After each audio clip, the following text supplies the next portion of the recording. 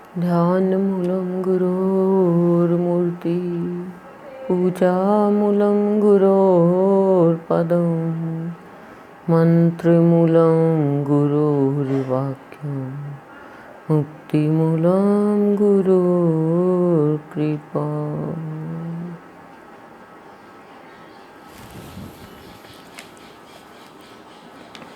आज की 224 नंबर की अमृतवाणी है। मिला मिट्टी में शरीर, प्राण वायु में, प्राण रहते बसने वाले से न मिला, यात्रा यूं ही रही। अमृतवाणी। मिला मिट्टी में शरीर, प्राण वायु में, प्राण रहते बसने वाले से न मिला, यात्रा यूं ही रही। सदगुरुदेव क्या कह रहे हैं अमृतवाणी में? कल वाली अमृतवाणी से मिलती जुलती है कि आया था मिलने, मिला कहा, पूछता रहा नाम ग्राम। कि पूरी जीवन भर नाम और ग्राम में पूछता रहा। गुरुदेव के पास में आया, ये कौन से गांव के हैं, इनका नाम क्या है। बिना परिचय के भक्ति नहीं की प्राणी ने, तो वो क्या प्राप्त करेगा? क्या नाम और ग्राम से ही भक्ति मिलेगी? क्या भगवान मिले? वो तो गुण ग्रहण करो उनके, फिर चाहे कोई भी हो। आज कह रहे हैं कि तेरी ये जीवन यात्रा कुछ समय के लिए है, लेकिन ये जीवन यात्रा तेरी व्यर्थ ही चली गई। कारण प्राणों में बसने वाले प्राणपति को नहीं जाना। बाहर जानकारी निकालता रहा, उससे पहचान नहीं करी कि मुझे चलाने वाली, वो प्राणों को चलाने वाली वो शक्ति कौन है, कौन श्वास ले रहा है, कौन मेरे अंदर शक्ति भर रहा है, कौन है ऐसा जिसके कारण मैं खा रहा हूँ, देख रहा हूँ, सुन रहा हूँ, मैं सजीव हूँ। कौन है ऐसा जो निकलने के बाद निर्जीव बन जाता है प्राणी, जिसको डॉक्टर कह देते हैं ये इसकी मृत्यु हो गई, डेथ हो गई, डेड बॉडी हो गई। डेड बॉडी होने से पहले गुरुदेव कह रहे हैं तो अपने जीवन को पहचान ले। निर्जीव होने से पहले पहचान ले उस शक्ति को, ताकि तेरी जीवन की यात्रा अच्छी हो जाए, सुचारू रूप से चलती रहे। एक यात्रा होती है बाहर की, एक यात्रा होती है भीतर की। एक यात्रा होती है आध्यात्मिक और एक होती है भौतिक। भौतिक यात्रा में हम जब कहीं पे जाते हैं तो कितना साधन लेके जाते हैं, खाने का, पीने का, रिजर्वेशन भी कराते हैं अच्छे से अच्छे, मतलब चाहे फ्लाइट में जाना हो, चाहे ट्रेन में जाना हो, बस में जाना हो, पर अच्छे से अच्छे उसमें साधन लेते हैं और सारी व्यवस्था होती है उसमें। तो कह रही है गुरुदेव तुम गंतव्य स्थान तक पहुंच जाते हो, पर तुम वहाँ पे चले गए, तुम्हें ये नहीं पता कि कौन सी ट्रेन में तुम्हें बैठना है। हम लोग गए थे एक बार, वीरगंज का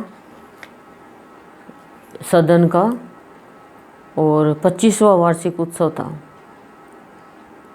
दिल्ली से दूसरी ट्रेन में बैठ गए। पता चला अरे ये ट्रेन तो वहाँ जाएगी नहीं, गलत ट्रेन में बैठ गए। फटाफट सामान उतारा, खुद उतरे। फिर बाद में जब वीरगंज वाली ट्रेन में बैठे तो ट्रेन का टाइम और हमारे पहुँचने का टाइम, उसका चलने का टाइम हो गया और हम पहुँच ही नहीं पाए। लेकिन गुरुदेव की वो शक्ति इतनी बड़ी शक्ति है, हम जान नहीं पाते प्राणी। वो ट्रेन ऐसा था कि जैसे हमारे लिए ही रुकी हुई हो गया। जैसे ही हम फटाफट सारे सीट पे नहीं बैठे, अंदर घुसे, ट्रेन रवाना हो गई। नहीं तो हम जा ही नहीं पाते। खूब लोग थे, भक्त कहीं बच्चे कहीं गुरुदेव के। तो कहने का तात्पर्य क्या है कि उस शक्ति को जब तक नहीं पहचानेगा तेरी यात्रा निरर्थक चली जाएगी। हम बाहर में भौतिक यात्रा करें, उसमें हम सारी शक्तियों को पहचान लेते हैं, हमारे साथ वालों को। हमें शक्ति का पता है कि मेरे ससुर है वो इतने बड़े पद पे हैं, मेरे पिता ऐसे हैं, मतलब मेरे पेरेंट्स हैं, मेरा पति अच्छे पद पे है, मेरा भाई, मेरा देवर, मेरा जेठ, रिश्तेदारी मतलब जो भी है, उनसे हम कुछ भी करवा सकते हैं। लेकिन क्या उस शक्ति का नहीं पता जिस शक्ति के कारण तू जिंदा है। वो शक्ति जाते हुए भी, आँख खुली हुई भी तू अंधा है, तू देख नहीं पाएगा, तू मुर्दा है। तो कह रहे हैं जीवन की यात्रा तेरी सफल जब ही होगी जब प्राणों में बसने वाले उस प्राणपति को जान लेगा। नहीं तो गुर्दे करिए शरीर मिट्टी में मिल जाएगा और प्राण वायु में, मतलब 5 तत्व है, 500 तत्वों में मिल जाएंगे और तू तेरा ये शरीर पड़ा रह जाएगा और आत्मा किसी और योनि में जाके बस जाएगी। तो कह रही हूँ शक्ति को पहचानो जिसने तुम्हें जन्म दिया है, जो तुम्हें सुचारू रूप से चला रही है, जो तुम्हें रास्ता दिखा रही है, जिसके कारण तुम सजीव हो, जिंदा हो और जिसके जाते ही तुम कुछ भी नहीं हो। तुम है से था हो जाओगे। तो है को पहचानो, है को पहचानो। तीनों कालों का भी महाकाल है और कालातीत है, उसको पहचानो। जो मृत्यु से भी परे है, जो जन्म से भी परे हैं, जो हर चीज़ से परे हैं, उसको पहचानो। पर उसको पहचानने के लिए तुम्हें भी सबसे परे होना पड़ेगा। मन से रहो संसार में शरीर से, लेकिन सबसे परे हो जाओ ना। परे कैसे हो जाए? हम तो अरे अरे करेंगे, परे नहीं होंगे। अरे ये क्या हो गया, अरे ये क्या हो गया, अरे होना था वो हो गया।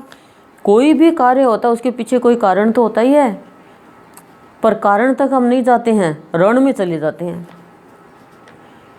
रण करते हैं, कारण नहीं खोजते। जिस दिन कारण को खोज लेंगे उस दिन समाधान में चले जाएंगे। और समाधान में जाएंगे कब? जब समा जाएंगे उस ईश्वर में। धान में नहीं जाएंगे हम, लेकिन हम तो धान ही धान में चले गए। अभी लॉकडाउन हुआ, धान में लग गए सब। 2-2 महीना 3-3 महीना के करो इकट्ठा। लेकिन कोई भी इसमें नहीं गया कि भक्ति भी इकट्ठी करें, भाव भी इकट्ठा करें, इसमें कोई नहीं गया। सब बुला रहे हैं कि वो तू आजा। भगवान को किसने बुलाया? भगवान तू तो आजा मेरे पास, लॉकडाउन हो रहा है। पर भगवान कह रहा मेरे को तो कोई ट्रेन की कोई फ्लाइट की ज़रूरत ही नहीं, मैं तेरे पास ही हूँ, पर पहचान तो सही। भगवान बैठा इतना परेशान हो जाता है कि कैसे ही स्वार्थी प्राणी अपने स्वार्थ के लिए मुझे पुकारता है। खाली शरीर की शोभा उस शरीर ही से है, ना कि बाहर के खाने पीने, रहने से, पद से, पैसे से है। शरीर कितना भी सुंदर हो, जब वो शरीर ही निकल के चली जाती है, आत्मा निकल के चली जाती है, तो फिर इस शरीर की शोभा यात्रा ही निकलती है। तो आज की अमृतवाणी है, मिला मिट्टी में शरीर, प्राण वायु में प्राण रहते, बसने वाले से न मिला, यात्रा यूं ही रही। सबसे मिल लिया लेकिन उससे नहीं मिला तो तेरी यात्रा निरर्थक ही चली जाएगी। ओम शांति शांति प्रशांत।